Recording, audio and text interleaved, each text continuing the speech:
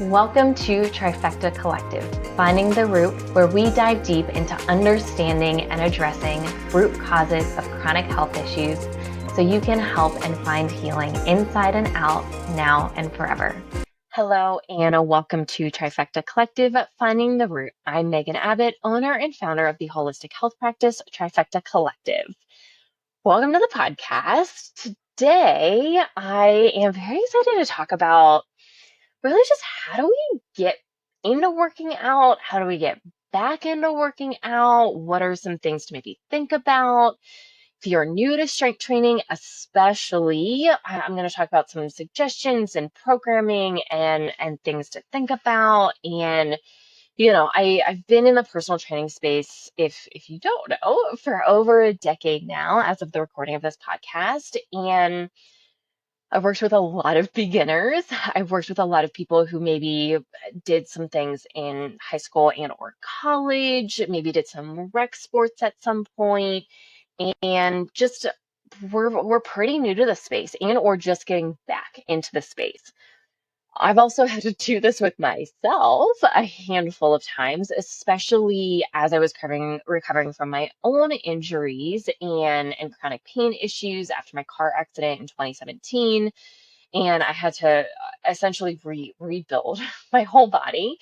And I continue, while I'm not doing active in-person personal training, I continue to walk a lot of people through this process and, talk through a lot of the things that can come up and some things to think about and considerations, aches and pains that maybe pop up, and just a lot of things to think about. So let's dive right into this. So this is really going to be for beginners and or people who are looking to get back into this.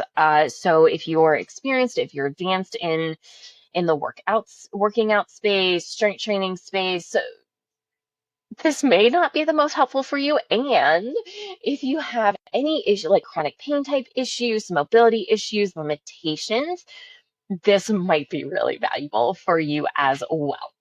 So the biggest thing I really think about when it comes to strength training, I think first and foremost, form and mechanics are fundamentals. If you don't know how to do these things correctly, that can be a big hindrance. And this is really where I think, especially if you are brand new, you have never strength trained before, there's a lot of value in hiring a good, and not all of them are good, and I can go over some tips and tricks with this too, of how do you find a good in-person personal trainer?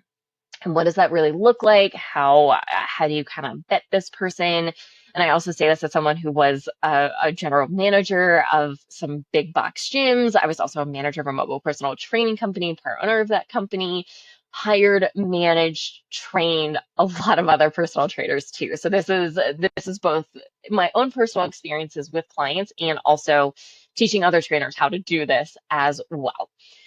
So for me, the fundamentals is one, we want to know where you are right now. And you can do this by yourself. And also, this is where a valuable personal trainer who is well versed in body mechanics, who's not just trying to punish you or trying to get you to throw up or trying to do these crazy hard workouts. No, we're really talking about how do we open up the body and help us really get our bodies into a place where when we do go to actually start to strengthen, we're going to do this in a way that is going to be the most optimal for our body. And by the way, we're always going to have, I'd say minor imbalances, minor differences between our left and our right sides, some things that old injuries can definitely flare and can be there. I'll tell you just for me personally. So I've had multiple injuries to my right ankle, sprained my right ankle several times. I also ended up with some issues after my car accident because of my right leg, and I lost feeling in my right leg. Also, no one believed me when I told them I lost feeling in my right leg because I still had access to some of my muscular strength and I had done so much mind-body connection that I could access certain muscles. And it was, the differences were pretty minor from a Western medical standpoint. and they were significant for me. And I can still tell a difference, especially when I squat, that I have to warm up my right ankle a little bit more than my left. There are some very minor limitations I have where I just have to be really careful about foot position and different things like that. And because I do have this knowledge and I am very aware of this, I can tell you that video, you can't tell.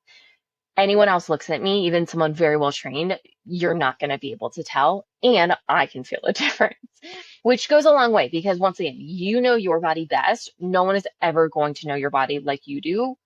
Trust that more than anything. So step number one, I would say, is where are we? Let's do a movement assessment. By the way, we have a movement assessment available on our website. We don't talk about it very much. It's called the Functional Diagnostic Screening Test, and it walks through a series of tests throughout the body. Very simple, very basic that you can do on yourself. And this is really looking at bigger, not necessarily small, we're not looking at small muscle groups, but we're looking at major dysfunction and how that is going to present in the body. And I'll tell you, I learned this in a variety of courses I took. However, the best thing that's not even really a course, but really almost a program, I would say, is from Mindpump. If you're not familiar with Mindpump, it is really 4 guys who founded this, 3 of which were longtime personal trainers who were already in the health and wellness space, came together, and they can share their stories. I am also would love to have any one of them on the podcast here at some point. And they're phenomenal. They were life-changing for me. Their programs, I have quite a few of their programs. I am an affiliate with their programs, and one of the best educations I ever got from a mobility, structural, body mechanic standpoint. And I have taken a corrective exercise certification, by the way. And I think their program they have 2 along here that I'm going to talk about, are better than these actual programs that I've purchased and gotten certified in. So they have a program. We'll also put a link below in case you're interested in learning more about them. They have a podcast. They have thousands and thousands of episodes at this point. They have tons of programs. They have a private Facebook group that I think is well worth the money, especially if you're just starting off with.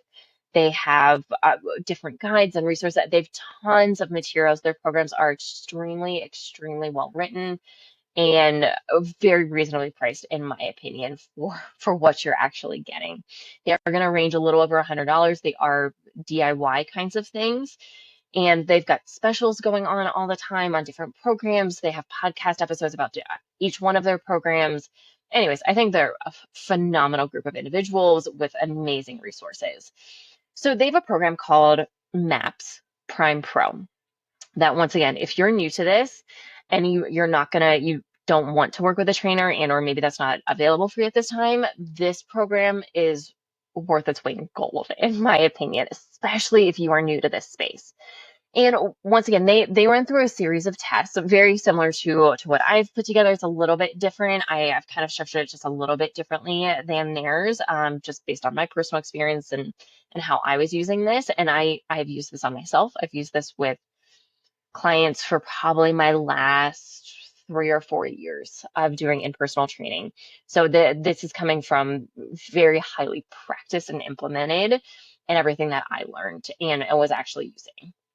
So this goes through a series of tests, just like at body mechanics. What's shoulder mobility? How's your hip mobility? What about ankles? What about shoulder blade strength? Like, are you hunched forward and kind of down here? What about glute activation? We go through the body and look at these different things. And one of the things that often happens as we age, and this is age actually the thing, it is a little bit of a, if you don't use it, you'll lose it kind of thing. And most of us get much more sedentary as we start to get older. And older, I mean, even into like our mid to late 20s, into our 30s for sure, in our 40s, 100%. And then certainly, even more as we continue to get older. But we're sitting more, stress is higher. Oftentimes we are moving less and also doing certain movements oftentimes a little bit less, especially if you've developed some aches and pains. Maybe you got some other health stuff going on. I know for me, my back issues were very much exacerbated by all my gut stuff going on and the bloating. And there's a big reason for that I am gonna talk about pelvic floor and bloating specifically, because this is also really important and something that a lot of our clients deal with specifically, and something that took me a really long time to understand in my own healing journey as well. So we want to start opening up the body and correcting some of these basic imbalances. And I think the easiest one for me to verbally talk about is really looking at the upper body, looking at posture, looking at what is our neck doing? Is our neck kind of forward? Is it down? Is it super straight now? Which, by the way, our neck should have just a slight, it's really like this, a slight curve to it, which is natural, and that's what's supposed to happen. And we can't absolutely lose that over time. That is something that happened to me. And I know, forward neck, if you're looking at your computer a whole lot, and maybe you start to lose your eyesight when you're in your 30s and your 40s. And so you start having to look a little bit closer, maybe squint on some things. We can get that forward head. If you're on your phone a whole lot, you might have the downward head.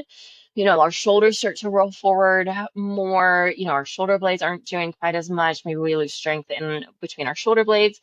Maybe we carry a lot of stress, and you feel a lot of that in your upper traps, which is right essentially on top of like you got your shoulders and then you keep going up towards your neck. Like those are your upper traps.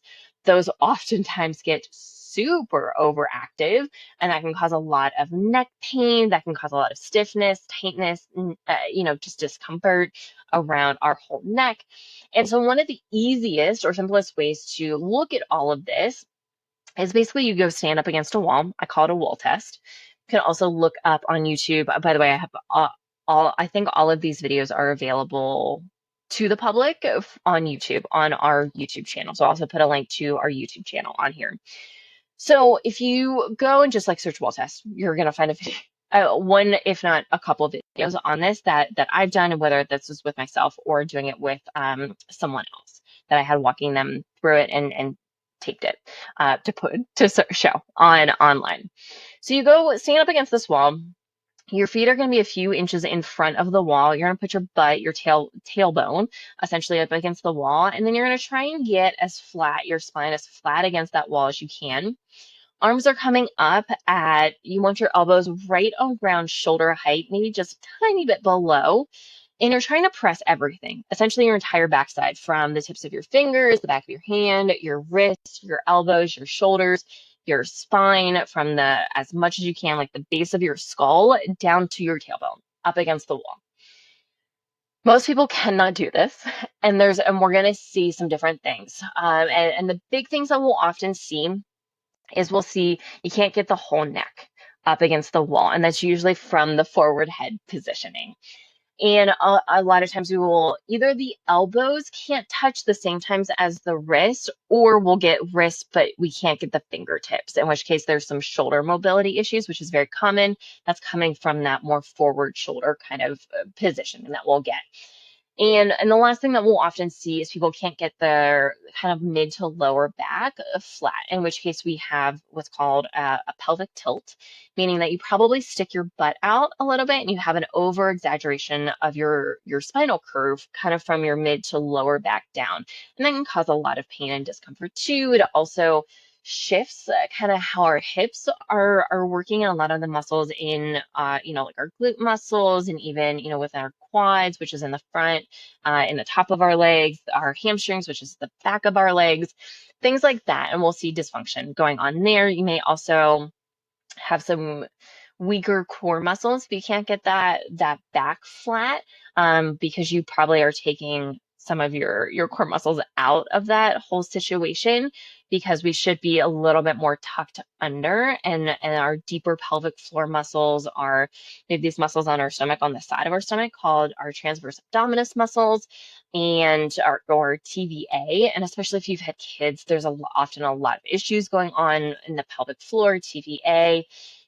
Sometimes we have some other muscles doing more work than they should be, and there's a lot of imbalances. So this wall test is one of the tests that I used to really, really enjoy running, and just would show us a lot about what's going on with the upper body.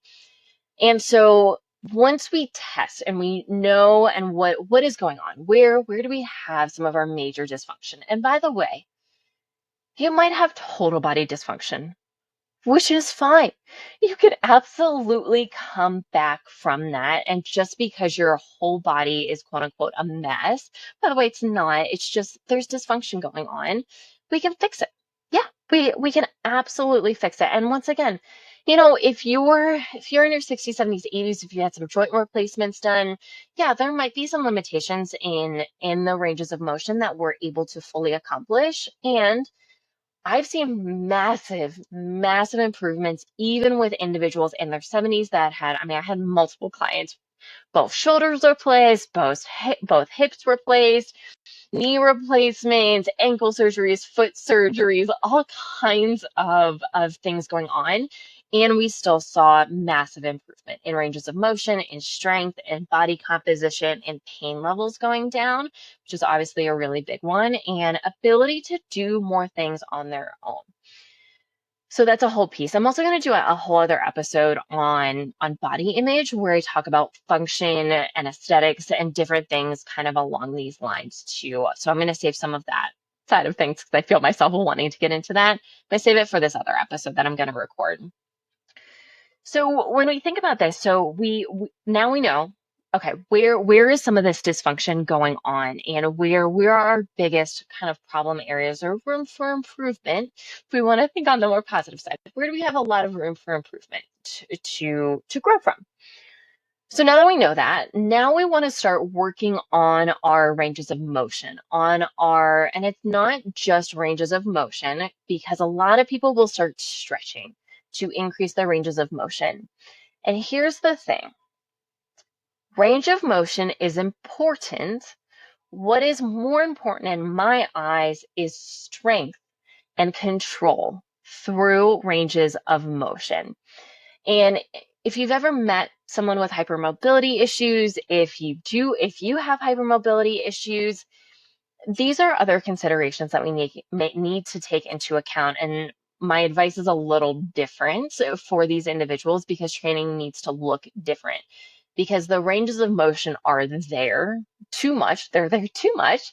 And we need to limit ranges of motion as opposed to increase. However, what we do want to increase is strength and control through ranges of motion, which is important and valuable for everyone. And really where I think about this is, yeah, you're going to have changes in your physical appearance as you start to go through this. And I'm going to talk about that too. But really, I think longer term, where I come from with a lot of the fitness side of things is, when I'm 80, I want to be able to sit on a toilet by myself and get up. I want to be able to reach into a cabinet overhead and grab something. I want to be able to bend down and pick something up. I want to be able to look behind me in the car and grab something if I need it. And I want to have access to these ranges of motion. If I fall, I want to be able to push myself up off the ground so I can get help. These are the things that I really think about, and largely because I've worked with a lot of clients in advanced ages and seeing some of the things that can happen.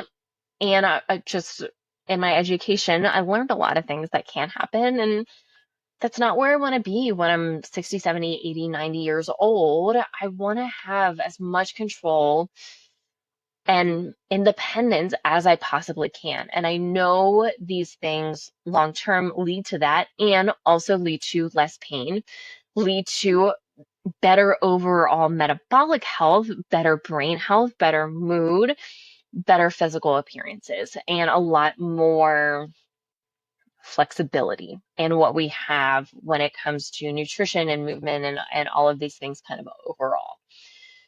So then we want to start working on strength through ranges of motion. And while stretching can be valuable in certain circumstances, really what we're looking for is active stretching. And so there's kind of three words that I'll use that mean very similar things to me: active stretching, corrective exercise, and or mobility work. And mobility is really the term that I am going to use probably most frequently as I talk about this, because really mobility work is opening up different ranges of motion while also increasing strength through these ranges of motion. And, once again, like just going off of the same example here, what is a mobility exercise that can help someone with these mobility issues in the upper body, this kind of forward head, forward rounded posture? Maybe the butt is sticking way out. We've got some chest protruding forward here as a result of that. And by the way, a lot of women have this particular stance and particular way of being for aesthetic reasons. So largely is where we learn a lot of this from. So when we go to do mobility work, corrective exercise work, active stretching, we can actually take that same test, that wall test, and make it into a mobility exercise. And so instead of just trying to hold and push everything against there and just kind of hold it there, what we'll do is repetitions of that, where I will ask a client to hold that position, let's say for 5 seconds, and really push, like really trying to actually push everything against the wall, really focusing. By the way, you're going to have a double chin when you do this particular exercise, and really actively push your body against the wall. And then you're going to relax. You're going to hold that position for probably anywhere between 5 or 10 seconds and then relax. And that's going to be one repetition. And so we're going to do that, maybe depending on the person, 3 to 8 reps of that. And maybe we're doing that once a day. Maybe we're doing that a couple times a day. Maybe we're doing that a couple times a week. Depends on the person, where they are, and how this is going to fit into their lifestyle. I will say corrective exercise work, mobility work, frequency makes a big difference. And for me, my hips in particular were a massive issue when I had my lower back pain, chronic lower back pain after my car accident. When I started figuring out what was going on with me, my hips were playing a huge role with internal and external rotation. And so I had 2 staple exercises. Once again, you can go on YouTube, but these are all on my YouTube page. I've also done mobility challenges within our Facebook group. So I have a ton of resources all about this. And this is something that we do cover with clients pretty regularly, especially if they are dealing with chronic pain and or whenever they're looking to get into more of a strength training or become more active or things like that. We'll often start talking about these things. So for me, my hips, the two movements that I would do, I would try and do these like 3 to 5 times a day to really try and because I was in a lot of pain, I was sitting a lot for my job at that time. I was doing more behind the scenes work versus active personal training, which the active personal training thing was great as far as movement is concerned, because I'd be practicing, I'd be standing, I'd be sitting, I'd be changing my positioning quite a bit, and it was awesome for just my overall mobility. So it was a big shift when I started doing a lot more sitting, a lot more computer type work for my jobs. So opening up the hips, so shin boxes, which is basically you're sitting on your butt. You can put your hands behind you as a starting point, and you're gonna put your knees to one side, and then you're basically going to switch sides. It's almost like a windshield or windshield wipers, kind of going back and forth. Now, you don't want to go that fast. You want to hold it, once again, hold for about 5 seconds and then kind of switch, and then hold for about 5 seconds and then switch. And you're focusing on strength, control, and increasing ranges of motion. So that was a big one for me. 90-90 was another really big one for me. And that's still one I do almost daily because it feels really good, especially right now. I'm not hiking very much. I'm not going on super long walks, especially because it's 105 essentially every day here in Arizona, and it's really hot. So, and that is very new to me still, and my body has not adjusted. So I am trying to do more of the mobility work and especially like frequency to make sure my body stays in a pretty good spot. So those were things that I did multiple times a day. And it's not like it takes long. You could just start with 1, 2, and that's okay. Where are you feeling it the most? Where was the most amount of discomfort or struggle when it came to these tests that we did? So let's start there. Let's start with just one area, and then we can always add in a second one. And by the way, when you get more comfortable starting to do this work, and it is really a very much learning experience when you get started, it's just a learning experience. You're going to learn a lot along the way, and it's going to get easier as you go. And it's going to be, it might be hard. It might be confusing. You might not totally know 100% what you're doing. And by the way, there's so many good resources and free videos on YouTube, among many other things. Once again, Mindpump also has amazing, amazing videos, and their cues, how they talk through things. Like they have a whole YouTube channel as well. Mindpump TV is typically what I'll search when I also include some of their videos when I'm putting a program together for a client, because I just think they're super, super good. So starting to do mobility work here and start to open up the body. By the way, this is also a form of strength training. Strength training doesn't have to be just going to the gym, lifting weights, doing, barbells, kettlebells, all of these things. Strength training can be as simple as this mobility work, because you are going to get stronger, by the way. Then I'll often recommend, once we start doing that, and then the mobility work really turns into a warm up for an actual workout. And by the way, I still do mobility work before I work out. And I spend anywhere between about 5 to 10 minutes, depending on the day and how I'm feeling, depending on what I'm also doing.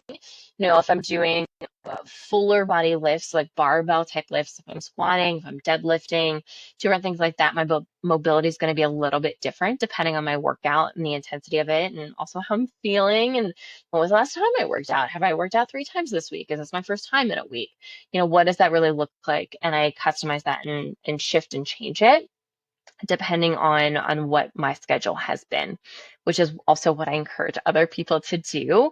And okay, what are you doing today for your workout? How do we open up those pieces of your body to optimize your range of motion, your strength through those ranges of motion, as a warm-up in preparation for these movements that someone may do?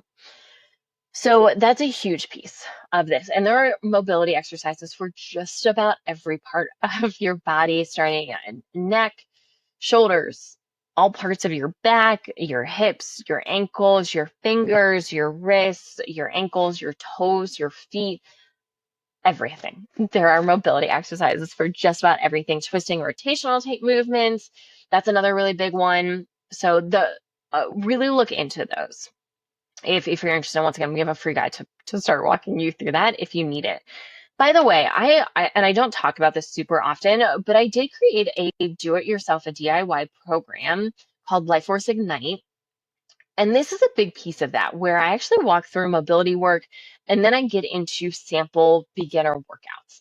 And it is only $47, and you get access to this for lifetime. And we talk about nutrition, lifestyle, movement, nervous system regulation, and then there's a whole section on supplements if someone wants to include supplements. And I mean, that section alone, I think the video I recorded for that is almost an hour in and of itself. I have spreadsheets and tools and tracking and a variety of things to help you really get started. And this is all of the work that we do with clients at the beginning.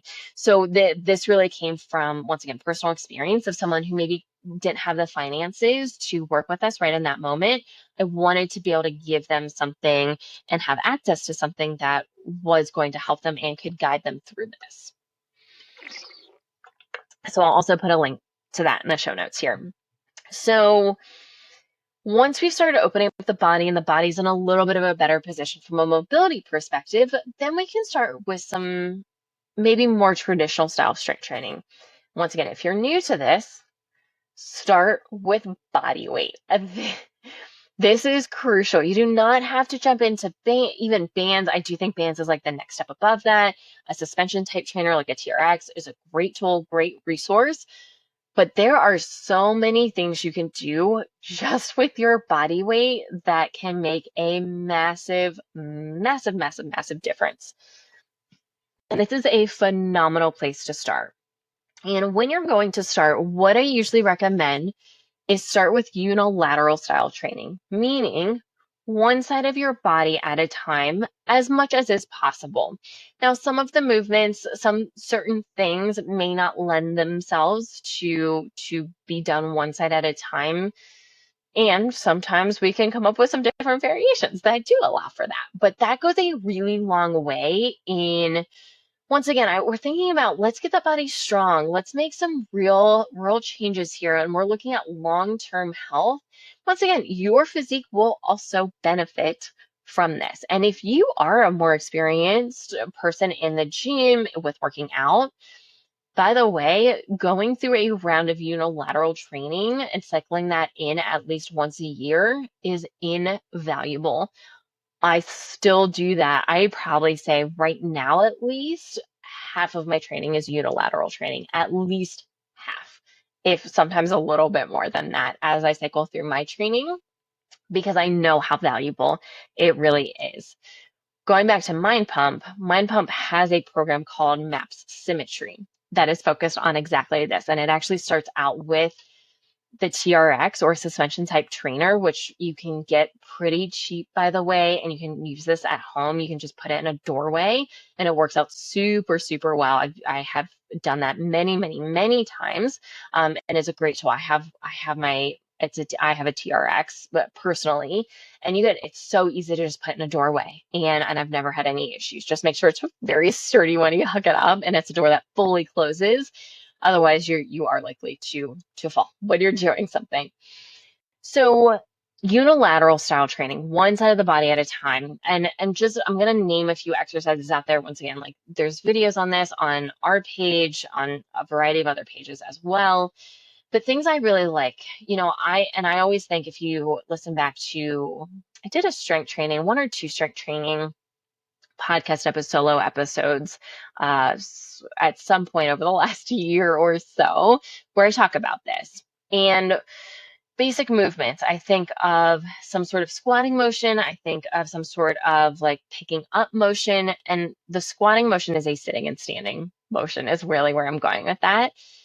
Deadlifting or picking something up off the ground and being able to stand back up. I think of something overhead.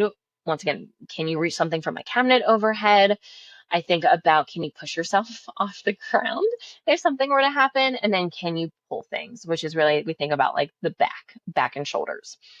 So I kind of structure a lot of these things around these 5 major style of movements because I'd say with one exception here, this is going to keep you in a pretty good spot. The other thing I'll add to that is some sort of rotational type movement, being able to twist and bend and reach back behind you. Because at some point, I have known too many people who have tried to pick up something from like just beside them or just behind them, pet food, just a grocery bag, and thrown out their back of any place in their back because of that. So I'm a big fan of rotational movements on top of those big 5. So unilateral movements to get started. Single leg toe touch. That's going to set you up for a deadlift. By the way, all of these things have very nice progressions that we can use that go from body weight to bands to maybe cables and or TRX to dumbbells and then to barbells. So there's a lot of thought and mythology behind a good personal trainer and going through these type of movements and helping someone progress. And progression is not necessarily always about just getting stronger. It can be about increasing range of motion, about increasing balance, stability, all of these things. Our balance also starts to go away as we get older, which is another reason why this unilateral one side at a time style training has massive, massive benefits. So single leg toe touch is going to mimic a deadlift long term. So, once again, I have videos here and it's really good for your backside. This is going to help work your calves, your hamstrings, your glutes, and your low back in a safe and effective way if done appropriately for the individual. I think for single leg squatting positions, there's a lot of different options here. This can look like a lunge, like a stationary lunge. This might look like, I call them single leg stand-ups, where you basically sit on something, not too low as the starting point. Otherwise, you're going to set yourself up for failure. But sitting on a high chair or a bench and then standing up just with one leg, much more challenging than you think it is. This might look like a Bulgarian split squat. Those are the big ones that come to mind. I'm sure there's other ones as well, but those are the big ones that come to mind. And once again, we're working on strength from one side at a time. If we think about the back, a single arm row is a great one. If we think about body weight, prone cobra is one of the big ones that I typically use. That is a bilateral type movement. However, you can really focus it on one side at a time. When you cue yourself appropriately. Mindpump has a great video on how to do a prone cobra. Chest, some sort of like lifting chest. Yeah, you can do that absolutely one side. I think it is easier with a band to do one side at a time. I like a press up. A press up to your knees is a really good one. And you just really be conscious about how much pressure you're putting on each hand and what that really looks like. You can also do that on a wall, by the way. Counters is usually where I started with a lot of my older clients in being able to do this pressing motion, or like a push up, chest press, bench press. That's kind of where we're going with it. Some sort of overhead press. This might look like a wall press. And what I mean is very similar to that position that I was describing, this wall test. It's called a wall angel, where basically you're doing that same kind of positioning where you're standing up against the wall, you're trying to press everything back against the wall, and now you're trying to move your arms up overhead, up towards your ears, and then bring it back down while keeping everything back against the wall. Once again, start really simple with this, like just how far can you get your elbows up before you have to come back down so that you can keep everything back against that wall. That goes a really long way. That's a really good one for using a band. A Z press is one of my all-time favorite movements that I don't see programmed all that often. That is one that I learned from Mindpump that I'm a huge fan of doing a Z press. So much value with core stability and shoulder mobility with that. And I love that you can use a band.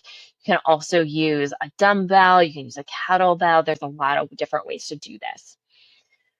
Core can be a little bit more challenging doing one side at a time, but things like a bird dog one side at a time, that's really great. My goodness, I just lost the name of it. So you're laying on your back, dead bug. Here we go. I knew it'd come to me. So a dead bug is a really great exercise, and you can start with just tapping your toes one side at a time on the ground while keeping your back totally flat. Single leg glute bridges are another really, really good one. I'll say for women who have back pain and or glute pain, piriformis syndrome is a big one that a lot of women suffer from, especially post children. However, it is not specific to that. I had piriformis syndrome myself. Once again, like this really goes into the hip mobility and glute strength. There's some core involved in that as well. But doing a single leg glute bridge, super great, super valuable, lots and lots of benefits from that, and activation to help really heal your back pain and things like that. So all of these unilateral movements are really valuable, really important, and a great starting point. And you can do this once a week. You can do it twice a week, 2 or 3 times a week. Maybe you do just one exercise a day, and that's how you decide to do it. There is no right or wrong way to strength train, by the way. You do not have to do, oh, today I'm doing legs. Oh, today I'm doing my arms. Today I'm doing my chest. I prefer full body movements. I prefer full body workouts. It is a very, very rare occasion where I'm not looking at my full body, and there's a lot of reasons for that I'm not super going to get into here. I think that's for another episode, but full body movements is 100%, in my opinion, especially for beginners, the way to go here. Another note about starting unilateral training. You want to start on your weaker side. And there is an ego check that comes into this, especially if you are not new and just getting back in. I find this a lot with former high school and college athletes as well, where we have to really check our ego in understanding, okay, look, this is my weaker side. I'm going to match my movements to my weaker side, and I'm really going to focus on prioritizing balance and equal strength as much as possible. And I don't think strength is ever going to be 100% equal between our two sides for almost anyone. And that is okay. And this is also why incorporating unilateral training at some point every year can have a lot of value. So you want to start on your weaker side and you match your other side to the weaker side. So if you can only do 10 reps comfortably and perfectly, which is the criteria for being able to do a repetition of an exercise with control perfectly, I do not recommend going to failure, especially for beginners here. There's a time and a place for that, and it is not at the very beginning. So if you can only do 10 reps of a movement on your, let's say your left side, you only do 10 repetitions on your right side. Even if you feel like you can do 15 or 20, you only do 10. And that's where you leave it. And I know, once again, I know for a lot of you that can be really challenging from a mental standpoint and really checking on your ego and making sure you are matching specifically to your weaker side. And you'll see the strength increases pretty quickly, especially with consistency here. So that's really important, really valuable information. So start on your weaker side, match your stronger side to your weaker side. And then you can slowly progress here.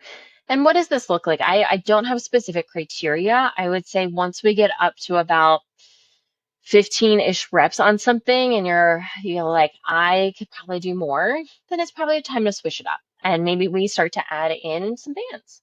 Maybe we start to add in some dumbbells or kettlebells. Kettlebells, by the way, are really great for stability style training. If you are new to them, I highly recommend working with someone who is at least familiar with them for a session, even just a session or two, and learning more about that. That goes a really long way. So that's really how I kind of recommend getting back into this training. Take it slow. It is not all or nothing. One of the worst things you can do from a mentality standpoint is you are 100% on or 100% off, and there's no in between. Life does not work like that. Do your best. If, for me this year, because stress has been very high, with my partner getting his cancer diagnosis, would I love to be working out in a gym with a barbell 3 times a week? 100%. I would love that. That's when I feel my best. And that is not feasible for me at this time and hasn't been for most of this year. So most of my workouts have been between 1 to 3 times a week, depending on the week. I don't beat myself up if I only get to the gym once a week. And that can be hard in and of itself. I get it. I know. Also going back, if I've had to take a week or two off, getting back in, I start back a little bit later because I know one of the worst things I can do is go too heavy, too hard, too intense because that's too much of a stressor on my body. And remember, working out is a stressor. It is a great stressor. And we need to be mindful of our total stress load. So if you are going through a lot, maybe 3 times a week is not where you want to start. Maybe you just start with mobility once or twice a week, and that's it. And that's okay. That is a wonderful, wonderful place to start. So 2 things before I wrap up. So in finding a personal trainer, interview many.